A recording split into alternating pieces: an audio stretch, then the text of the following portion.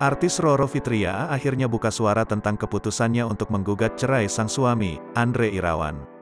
Roro Fitria mengatakan, alasannya memilih bercerai lantaran ulah Andre Irawan yang terus berulang.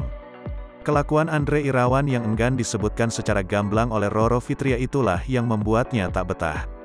Suatu karakter yang tidak bisa diubah, habit yang tidak baik, yang dilakukan terus-menerus, kata Roro Fitria. Menurut perempuan yang sering disapa Nyai tersebut, dirinya sudah cukup bersabar selama ini untuk mempertahankan rumah tangganya. Jadi keputusan yang diambil telah dipikirkan dengan banyak pertimbangan, meskipun terlihat pernikahannya baru berjalan 9 bulan. Sedih pasti, tapi Roro merasa keputusannya ini adalah yang terbaik setelah berusaha bertahan selama berbulan-bulan pernikahan dengan Andre.